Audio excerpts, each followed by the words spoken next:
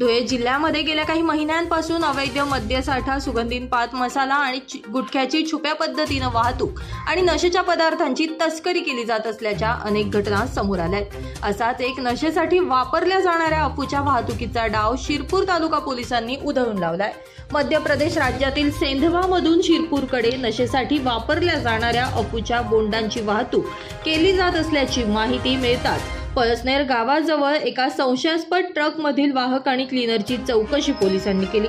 मात्र दोघांनीही यावेळी उडवाउडवीची उत्तरं दिल्यानं पोलिसांनी ट्रकची तपासणी केली असता यामध्ये लसूणच्या आडून अफूची बोंड वाहतूक केली जात असल्याचं निदर्शनास आलं।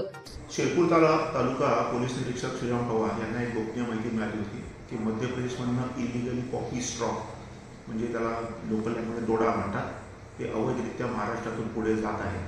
त्या अनुषंगाने आपण नाकाबंदी लावली असता पळसनेर चेक नाक्याच्या इथे एकूण 52 किलो पॉपी स्ट्रॉ आपण जप्त केलेला आहे। याच्यामध्ये 2 आरोपी आहेत, सलामुद्दीन निजामुद्दीन राहणार मंदसौर मध्य प्रदेश आणि अशोक चौहान राहणार रतलाम मध्य प्रदेश।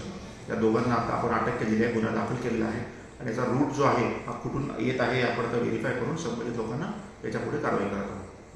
दरम्यान या प्रकरणी ट्रक चालक सलामुद्दीन निजामुद्दीन आणि क्लीनर अशोक जगदीश चव्हाण राहणार दोघे मध्य प्रदेश या दोघांना ताब्यात घेण्यात आले। त्यांच्याकडून वाहनासह जवळपास 25,40,00,000 रुपये किमतीचा मुद्देमाल जप्त करण्यात आलाय, तर दोघा आरोपींवर विविध कलमान्वये गुन्हा दाखल करण्यात आला असून पुढील तपास पोलीस करत आहेत। सुनील निकम, माझा महाराष्ट्र न्यूज, शिरपूर।